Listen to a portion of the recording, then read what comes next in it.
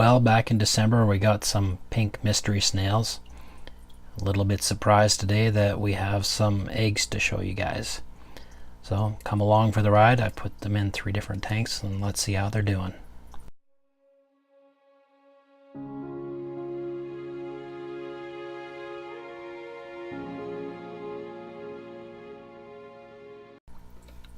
Well, as you can see, the first tank we put them in was my daughter's tank. It's only a 3.5 gallon in her room. These guys were very tiny when we got them, so I threw 5 in here, not really expecting much. Go figure that this is the tank that they've bred in. They've grown exponentially. It's pretty amazing to see them grow. Some of them did keep their pink color or purple color, and others have turned pretty much the standard brown. Of course, the beta that she's named Rocket because of its colors has done well with these guys. We have put some plants in this tank over the while, but overall it's probably the worst tank in the house in the sense of its plastic. It's all scratched up, and you know, the light stays on in this pretty much 24 hours a day because it's her night light. So it's interesting that they bred in this tank. The eggs themselves are all kind of attached to the lid of the tank. When I went to do a water change in here, I was kind of surprised to see the 4 clutches.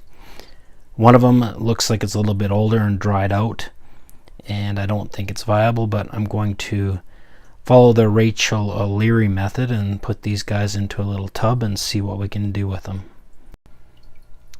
I did watch Kyle's Wild World as well, and he kind of does something very similar to this. And basically we've got a little Tupperware container. We put a moist paper towel on the bottom, a dry one on the top, and we will seal it up with a lid that has some air holes in it. We'll keep it on top of the tank and keep it around the 78 to 80 degrees, which the tank is currently running at. The second tank I put these guys in was in our bedroom. It's got the little rams in it and some Corridoras. There's 5 or 6 in here. And again, these guys are at a higher temperature. They're at about 82 for the rams, and they're even bigger than the other ones.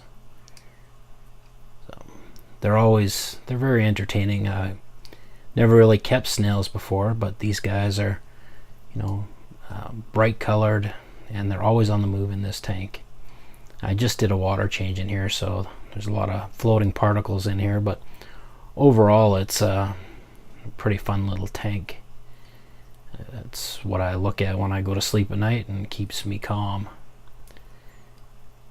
Did put a bunch of plants in here, and overall it's one of the taller tanks, and I do have about 1.5 inches clearance on the top, over top of this plastic lid, for them if they choose to lay any eggs. But so far this tank has not created any clutches for us.